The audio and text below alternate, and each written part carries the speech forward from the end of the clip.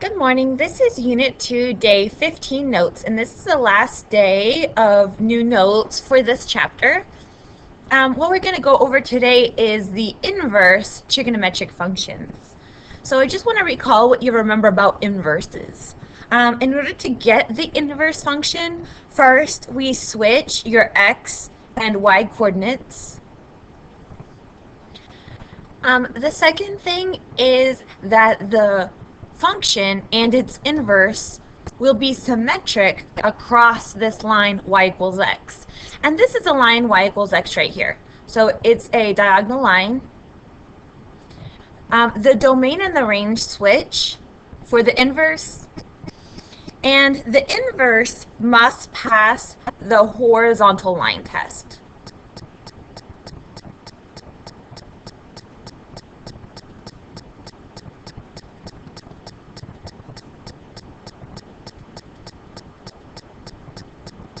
Sometimes we're going to have to restrict the domain in order for it to make it pass this horizontal line test.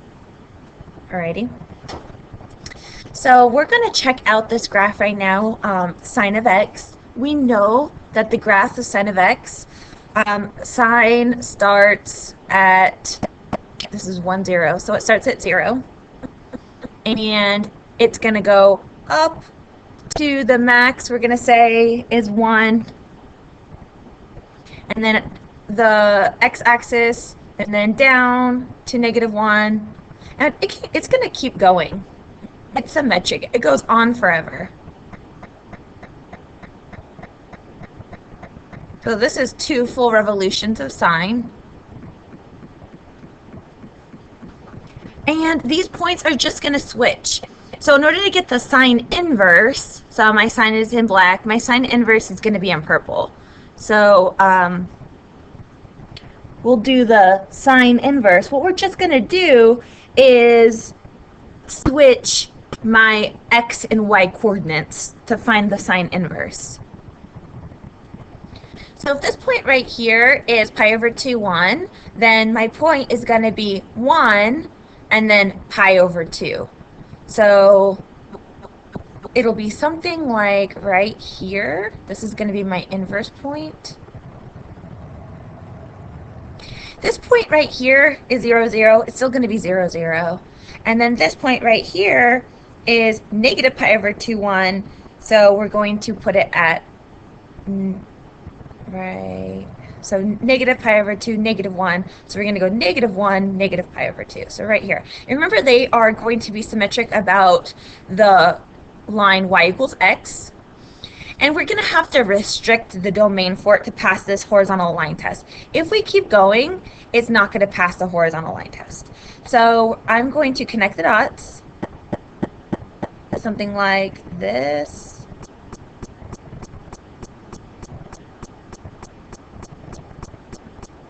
Something like that. And we're going to have to restrict it between negative pi over 2 and pi over 2.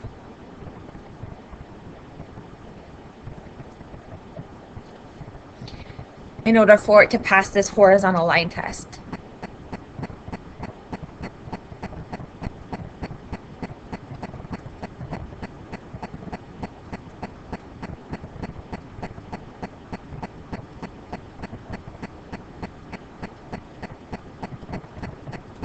Alrighty.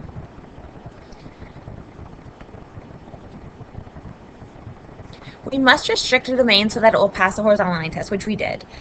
So the sine inverse. So another word for sine inverse is going to be arc sine of x. So sine inverse of x is also arc sine of x, and it's one word.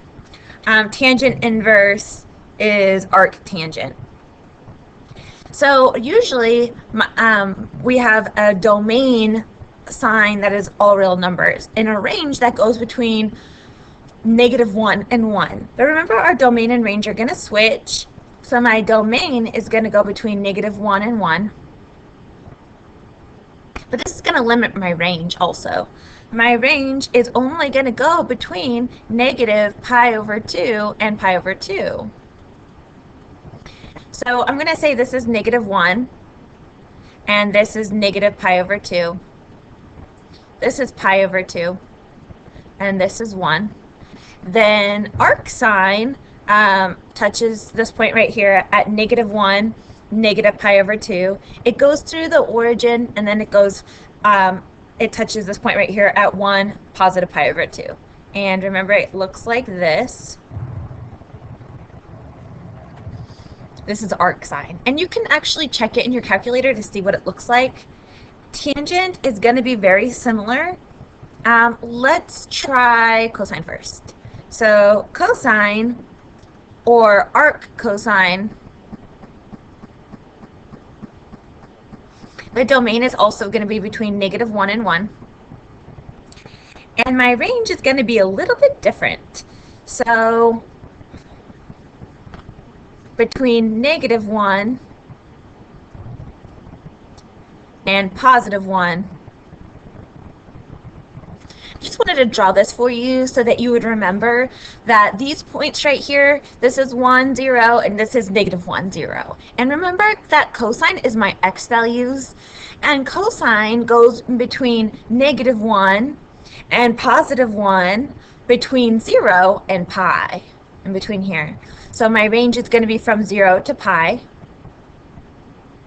And actually we can include these, sorry, these are brackets. So at +1, we're at 0. And at -1, we're at pi. So maybe pi is up here. The in-between is where it's going to hit my y-axis, which is pi over 2. And this is our cosine function. Our cosine inverse function, arc cosine. Now let's take a look at tangent. Tangent, or arc tangent, tangent inverse, usually goes between, the domain is -pi over 2 to pi over 2, so this is going to be my range. And it never touches the pi over 2, that's where my asymptotes are usually. So my range is going to be between -pi over 2 and pi over 2. And this, I'm going to use parentheses instead of brackets. So right here at pi over 2, there's going to be an asymptote. And -pi over 2, there's going to be another asymptote. Remember, the domain for tangent in this case is going to be all real numbers, or -infinity to infinity. Tangent usually goes vertically. This one is going to go like this. So something like this.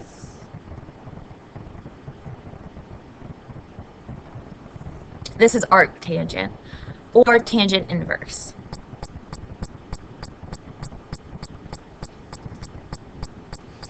I can just show you the domain of cotangent. It's the same, -infinity to infinity. And my range for tangent, for cotangent, is going to be a little bit different. It's 0 to pi because of regular cotangent. For secant, this is 1 over cosine. So the domain is when the absolute value of x is greater than or equal to 1. Because remember, if we have cosine,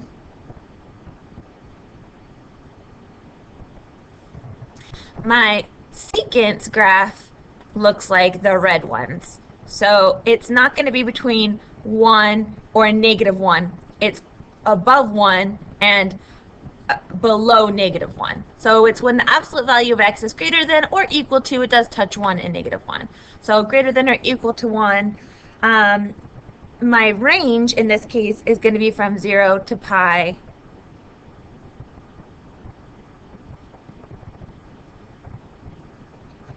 And these are going to be asymptotes right here. So we're going to divide that by pi over 2. For secant, we have the same thing, the absolute value of x has to be greater than or equal to 1. And remember, we have our range of negative pi over 2 to pi over 2.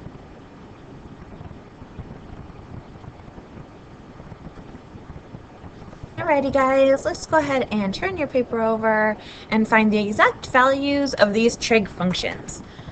We need to remember our restrictions. I'll write that in. Consider the restrictions.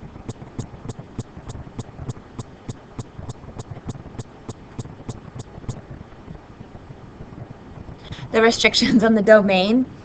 My inverse sine, my inverse cosecant, and my tangent inverse all have these range restrictions. My cosine inverse, my secant inverse, and then my cotangent have these. Okay, so sine at 1/2. So I would draw, I know that 1/2 is in the 30, 60, 90 triangle. Draw it on your paper. So maybe this is 30, this is 60, that's 90. Remember the 1 is opposite the 30. The 2 is the hypotenuse, and then the square root of 3 is the other one. Which angle has sine 1/2? Remember, sine is opposite over hypotenuse. So this is my opposite, this is my hypotenuse. So opposite the 1 is 30 degrees. So I know this is pi over 6, or 30 degrees. I think we're gonna use radians. So pi over 6, sine is positive 1/2. My range for sine is, let me just write it here, my range for the sine inverse is negative pi over 2 to positive pi over 2.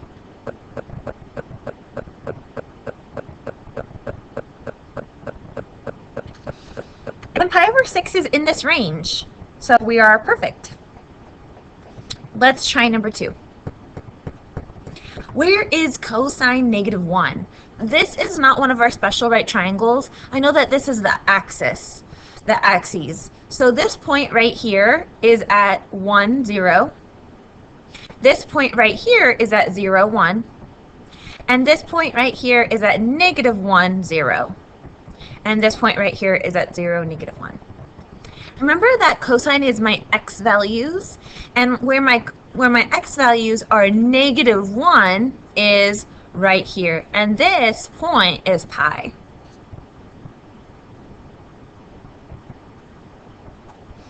Cosine's range is between 0 and pi, and pi is in between 0 and pi, so it's perfect. Now let's look at tangent. Tangent is not one of these axes. Tangent is one when we have an isosceles triangle, when my opposite and adjacent sides are the same. And I know that if we have a 90-degree triangle and it's isosceles, it has to be a 45, 45, 90. So this ratio is 1, 1, square root of 2. Tangent is 1 at 45 degrees, because tangent is opposite over adjacent, which is 1 over 1. So I know that this is pi over 4. It says, where is cosecant inverse negative 2? So I know that I'm going to go back up to this this special right triangle up here, and I know that cosecant is 2.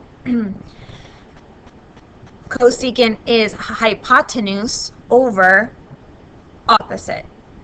So I know that this is at 30 degrees. My hypotenuse is 2, and my opposite will be 1, 2 over 1. Okay, so this is going to be 30 degrees, or pi over 6, but we want it to be negative 2. which means that this is going to be at negative pi over 6, or in quadrant 4. And our range for cosecant is in between negative pi over 2 and pi over 2, which is perfect. I want you guys to try the other ones.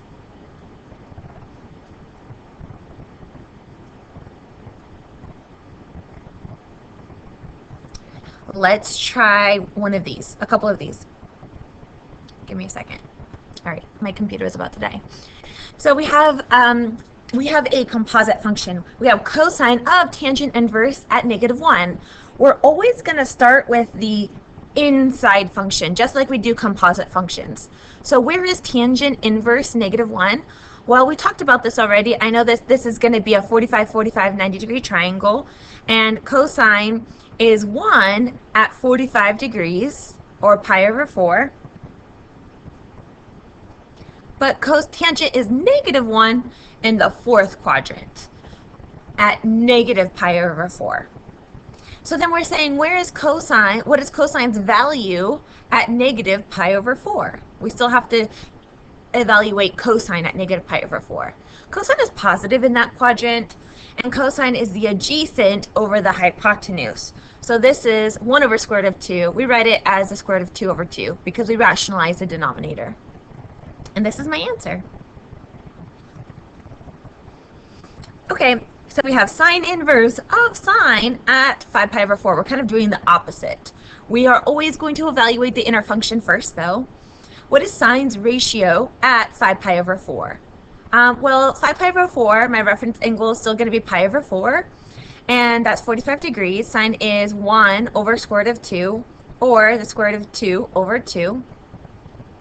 This 5 means that we are going to be on quadrant 3, which means that my ratio is going to be negative.